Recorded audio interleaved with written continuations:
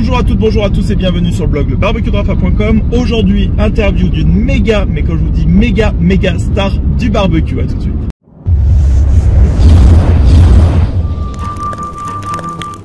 Et oui, elle est là, la méga star du barbecue dont je vous parlais tout à l'heure, c'est Steven Raickland. Comment ça va? Rafa, un grand plaisir. Oh, je suis vraiment hyper content, c'est vraiment ma star, oui, parce qu'on a tous des stars un petit peu, il y en a c'est Zidane, etc., ou Tom Brady aux États-Unis. Moi, c'est vraiment Steven Raickland et il a sorti un nouveau bouquin, on va en parler. Steven, juste pour te présenter, pour ceux qui ne connaissent pas, je vais lire un petit peu le résumé, vraiment très rapide. Auteur, journaliste, conférencier et animateur de télévision, Steven Raickland est l'homme qui a redéfini les grillades mondiales modernes. Ses 30 livres déjà parus comprennent les best-sellers internationaux La Bible du barbecue et Planète Barbecue, le livre préféré de Stéphane, qui va nous dire un mot tout à l'heure, déjà traduit en 17 langues. Incroyable. Il anime de célèbres émissions de télévision aux États-Unis et a donné des conférences sur l'histoire du barbecue à Harvard. C'est juste incroyable. Titulaire d'un diplôme en littérature française, Steven Raickland a étudié la cuisine médiévale en Europe, ce qui fait qu'il parle hyper bien français, donc toute l'interview sera en français, ça m'arrange. Son dernier livre, Les pros du fumoir, paru aux éditions du Gerfaut, est rapidement devenu la référence en matière de fumage. Donc, c'est ça, et les pros du fumoir ici. Alors, ça te définit bien? Wow, alors je n'ai plus rien à dire, tu as dit. Non, on va avoir plein de questions, je suis sûr. Donc, en fait, tu avais déjà sorti plusieurs livres avec les éditions du Gerfaut en France. Oui. Donc, les pros du barbecue. Tu peux nous en dire un petit peu, 2-3 mots là-dessus? Oui. Aussi. Bon, Pro du barbecue, qui est anglais, s'appelle Project Fire. Ouais. C'est un peu les grillades modernes. Ouais. Comment l'art des grillades modernes, y compris des techniques modernes comme cuire sur les braises, même les braises, qui est d'ailleurs une technique très ancienne, mais qui est réinventée. Cuire sur un morceau de sel, cuire sur une planche de sel. Les techniques etc. les plus inventives, là c'est marqué Oui. les plus de 100 recettes les plus inventives pour épater ses amis. C'est vrai que c'est vraiment très inventif du coup de faire comme ça. Donc Et il ne ça. faut pas oublier les desserts et les boissons grillées. Oh là, les boissons grillées, oui, exactement. Le sangria, où on fait griller les agrumes avant de les écraser pour faire le sangria. Ça, c'est. Alors moi j'ai beaucoup aimé ta recette de gazpacho. Gazpacho grillé avec les légumes grillés, on mixe le tout, c'est vraiment super original, super bon. Parce qu'en fait, faut se le dire, le fait de griller, qu'est-ce que ça apporte en fait? Pourquoi griller des légumes comme ça? D'abord, ça caramélise les sucres naturels dans les légumes, oui. Donc qui vous donne un goût plus sucré, plus doux que l'on trouve, plus doux qu'on trouve dans les légumes. Oui.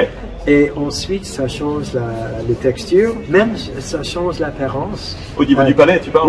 Oui. Et même l'apparence, quand on voit un poivron qui est moitié noir, avec les taches noires, avec les taches brûlées, c'est magnifique. C'est vraiment plein de couleurs comme ça sur le grill. Et finalement, ça se fait dans toutes les cultures de griller comme ça, beaucoup les tomates, les poivrons, les aubergines, tout ça. Quoi. Exactement. Et aussi, de griller un légume, ça rajoute un goût de fumée. Oui. Et je suis très pro à fumer. Justement, alors du coup, tu es très fumé. Il existe aussi les pros du fumoir que l'on retrouve toujours aux éditions du Gerfaut, juste ici. Voilà. Est-ce que tu peux nous parler de ce livre-là? La couverture est magnifique avec des short beef ribs comme ça. Ouais. Alors du coup, 100 recettes, toujours des plus classiques aux plus inventives. Ouais. C'est quoi la... Oh, c'est quoi je tombe. En parlant des boissons, vous voyez, ça c'est un Bloody Mary qui est fumé. Smoky Mary. Ouais. Magnifique. Et donc là, on apprend les techniques, les différents types de barbecue, c'est ça. Et du coup, sur le dernier qui sort aujourd'hui en France, on retrouve tous les légumes au barbecue de Steven Raickland, toujours aux éditions du Gerfaut. Déjà, merci Christophe sur des éditions du Gerfaut qui nous a mis en relation, c'était vraiment hyper sympa. Est-ce que tu peux nous présenter du coup ton nouveau livre ici? Oui. Alors, j'ai écrit ce livre, c'était un peu je souffrais dans ma famille. Dis-nous tout sur ta souffrance. Oui, car ma fille est végétarienne, complètement, totalement. Ma femme est presque végétarienne. D'accord. Elle tient par une fille. Que ça. Alors j'étais, pour pouvoir me défendre à la maison, dans la cuisine, j'ai voulu écrire un livre sur les légumes. Mais hormis ça, il n'y a pas meilleur moyen de cuire un légume que par le feu vif. Et du coup, alors dans cette famille-là, finalement, il n'y a que ton beau-fils parce qu'il est cuisinier. J'ai cru lire une recette de lui à l'intérieur. Il est cuisinier, hein, heureusement, heureusement, il est carnivore. Ça fait une moyenne dans la famille. Ok, c'est super. Mais alors, du coup, là, quand on voit la couverture, il y a une salade. Alors, pourquoi griller de la salade? J'ai vu une recette.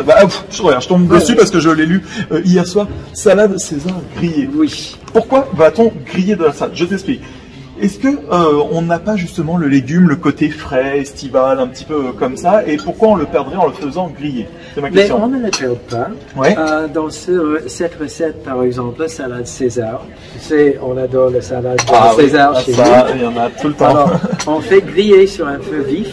Ça caramélise le bout des feuilles, mais on laisse les laitues crues à l'intérieur. Okay. En même temps, si tu regardes une laitue de près, tu vois qu'il y a de l'espace entre les feuilles. Ouais. Alors, si on fait rentrer de la fumée entre les feuilles, forcément, ça va prendre le goût. C'est une dimension. Super ça. Oui. Super. Et finalement, ce sont des recettes que l'on retrouve. Il n'y a pas de légumes incroyables, quoi. Vous voyez, là, il y a du chou romanesco.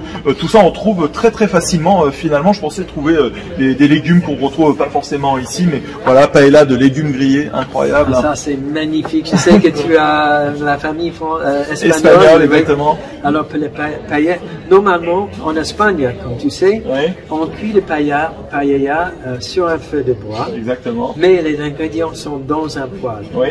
Alors, ils ont un peu le goût de la fumée, mais pas beaucoup. Mais moi, par contre, j'ai fait griller les légumes directement sur le feu avant de les rajouter. Excellente technique. Ça fait un petit peu comme je vous ai dit sur mes épisodes de Fumons Français. On va prendre les meilleures recettes. On en parlait juste avant pendant un petit café, en prenant les meilleures techniques américaines ou de barbecue et en les ajoutant sur des recettes typiques. Mais il y a des recettes françaises, salade piperade comme ça. Oui. Voilà.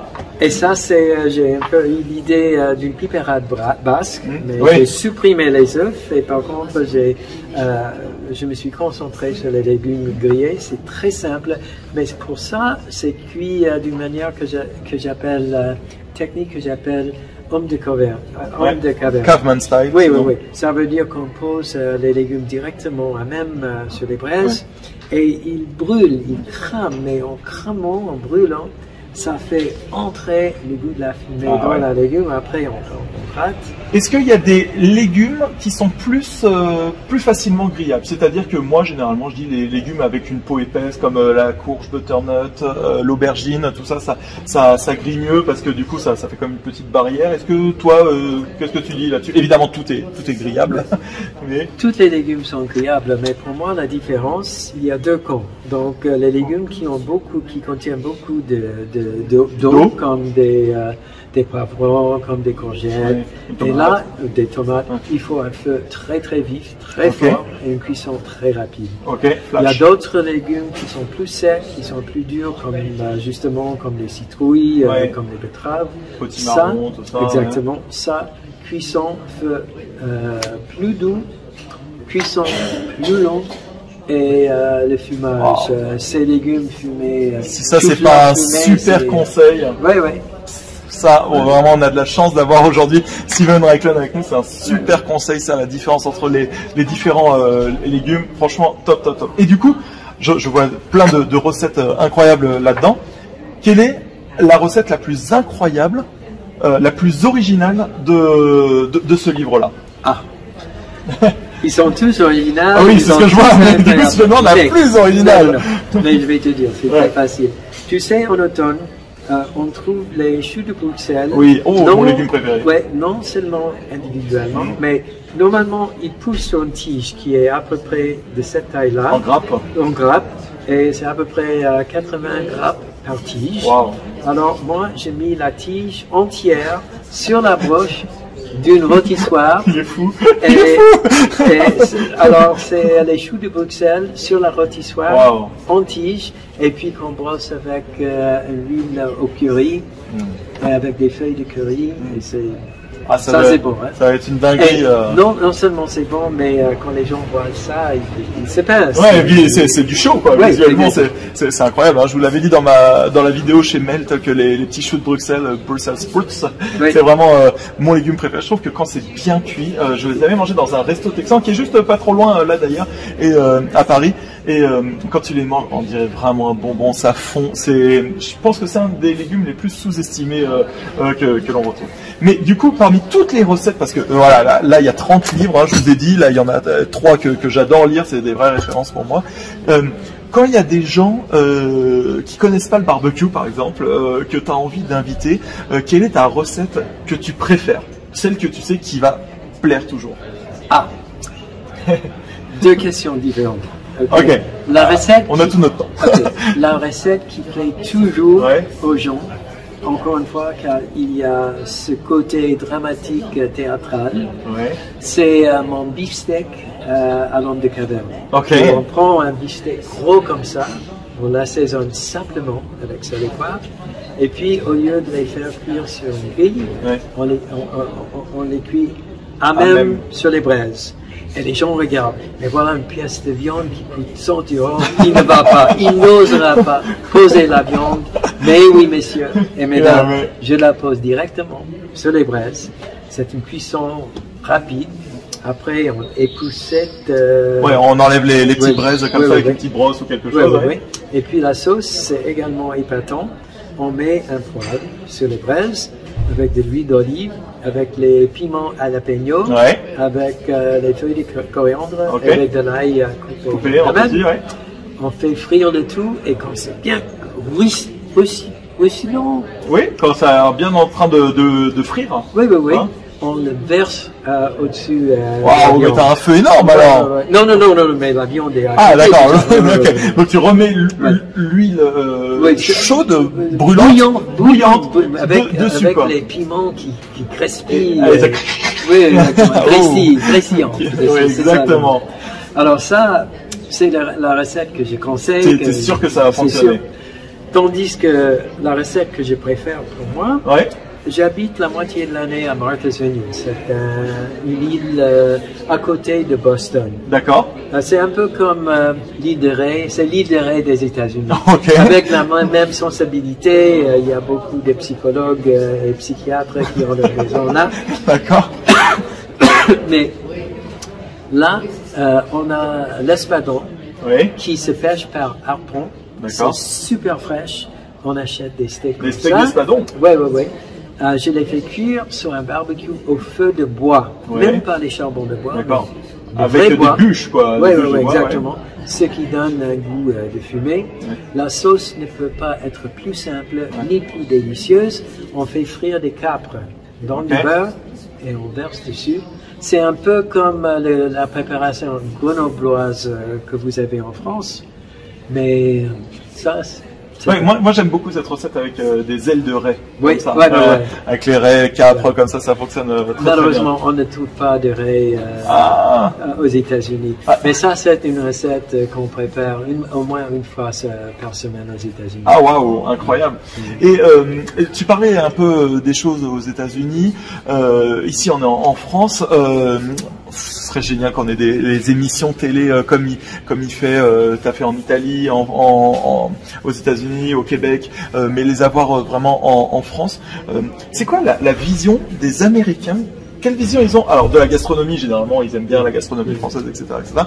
Mais la vision qu'ont les Américains du barbecue français. Ah. Il n'y en a pas. Oui, ça veut dire qu'ils ne connaissent pas. Ils connaissent pas. Quand j'ai écrit Planet Barbecue, j'ai parlé de quelques recettes françaises, mais hormis l'éclat de moule, il n'y a vraiment pas une recette. Parfois le poulet à la rôtissoire, dont les Français sont les maîtres de tout le monde. Tous les dimanches matins. Oui, mais ça c'est normalement c'est sur une rôtissoire alimentée soit par le gaz ou soit par l'électricité. Mais hormis ça, si on parle d'Italie, si on parle d'Espagne, si on parle surtout de la Turquie, on sait déjà ce que c'est. Turquie, c'est les shish kebab. C'est ça. Oui. En Italie, c'est le bistec à la Fiorentina. Exactement. la France. En Allemagne, c'est les saucisses. Les saucisses. Non, mais il y a aussi en Allemagne le Schwenken. Oui, qui se bat. On trouve aussi dans l'est de la France. Ah oui? En Alsace. Justement, on va faire un tour en Lorraine et on va retrouver Stéphane. Stéphane qui a une question pour toi. Stéphane est un des administrateurs du groupe Barbecue et vous. On l'écoute. Bonjour Steven, j'espère que tu vas bien et bienvenue en France. Je tenais à te remercier parce que tu étais une vraie source d'inspiration pour moi et plein d'autres. Surtout pour moi avec le livre Planète Barbecue qui m'a permis de découvrir plein de recettes, plein de coins du monde. Et j'aimerais savoir pour toi qui a été ta source d'inspiration. Et une seconde question, avec tout ce que tu as pu voir, tous les voyages que tu as pu faire, est-ce que pour toi il y a une région du monde qui est la plus inspirante au niveau barbecue et culinaire? Ok, bonjour Stéphane, merci pour tes paroles et pour ton intérêt, pour ton enthousiasme pour mon livre Planète Barbecue, qui d'ailleurs reste le livre dont je suis le plus fier, car il a fallu 4 ans et des centaines de milliers de kilomètres de voyage pour écrire. Parce que, juste une petite parenthèse, dans ce livre-là, tu as essayé de trouver les meilleures recettes un petit peu de partout dans le monde et de les mettre, de les compiler dans un livre. Exactement, et j'ai visité plus de 70 pays pour l'écrire. Ouais, j'adore, il est magnifique. Un bon travail. Mais la région, enfin, j'aime. On me demande mon plat favori, c'est ce qui se trouve sur mon assiette à ce moment. Mon pays, la cuisine que je préfère, c'est là où je suis maintenant. Mais je dirais que mon goût personnel, c'est plutôt une tendance d'Asie du Sud. Ça veut dire les grillades thaïlandaises, cambodgiennes, vietnamiennes. Alors, j'aime, d'abord, ça explose avec des saveurs. J'aime beaucoup les épices, les herbes fraîches. Et puis, même la façon de manger le barbecue, là, c'est très peu de viande, beaucoup de légumes, beaucoup de condiments. Et alors, c'est plein de saveurs, mais c'est aussi bon pour la santé. Alors, on peut dire que c'est une grillade cuisine santé. Remboursée par la sécurité sociale. Ok, donc ça, très bien. Donc voilà, c'est ça. Et j'avais une autre question de Rohan, pareil, administrateur du groupe Barbecue et vous, de chez Smokehouse, on l'écoute. Bonjour Steven, alors c'est Rohan de Smokehouse en Belgique. On s'était entretenu un petit peu, je t'avais envoyé mon livre et puis tu m'avais fait un petit mot super sympa à l'époque, Smokehouse, voilà, je sais pas si tu te souviens. J'ai juste une petite question, en fait, je te suis depuis hyper longtemps, en fait, depuis 1999, où j'ai eu la première Bible du barbecue, et ça a vraiment changé énormément de choses pour moi. C'est d'ailleurs ce qui a fait que j'ai un jour quitté mon job pour ne plus vivre que du barbecue. Ma question, elle est la suivante, en fait, voilà, je sais que tu t'intéresses à absolument toutes les techniques et absolument tous les types de barbecue, toutes les cultures. Je voulais savoir, une chose qui m'intéresse, c'est pour toi, qu'est-ce qui est le meilleur barbecue? Je parle pas de la machine, hein, le genre de barbecue que tu préfères. Est-ce que c'est le barbecue argentin, américain? Est-ce que quand tu es tout seul à la maison, tu te dis ça c'est quand même le truc qui me plaît le plus? Merci Rohan, super. Du coup, par rapport à la question juste d'avant, est-ce que ton barbecue préféré, ta vision du barbecue préféré, est-ce que ce serait le barbecue coréen? En effet, j'adore le barbecue coréen, comme j'adore le barbecue asado d'Amérique du Sud, le shish kebab de Turquie, le braai d'Afrique du Sud. Alors, ça veut dire que je les adore tous. Ouais. Mais je pense que, point de vue méthode, il y a quoi? Les grands polémiques, c'est entre les barbecues à gaz et les barbecues au charbon de bois. Mais pour moi, ce qui vaut le plus, c'est le barbecue sur un vrai feu de bois. Ah, ok. Donc, partout où on fait du vrai feu de bois, finalement. Pourquoi? Parce que le bois apporte non seulement la chaleur pour faire cuire, mais aussi la fumée pour donner un saveur. Ouais, donc en fait, on peut utiliser le bois aussi bien pour les essences de bois, mais en tant que combustible, et c'est du coup ça qu'ils préfèrent. Bah écoutez, merci tout le monde, merci de nous avoir écoutés, merci Steven, merci Rohan, merci Stéphane. Franchement, je suis hyper content de ta venue ici à Paris et d'avoir pris le temps vraiment pour notre communauté, pour nous expliquer ça. Et donc on rappelle tous les légumes au barbecue aux éditions du Gerfo. Allez, on se retrouve bientôt. Ciao, salut. Merci beaucoup et bonne grillade. Ciao.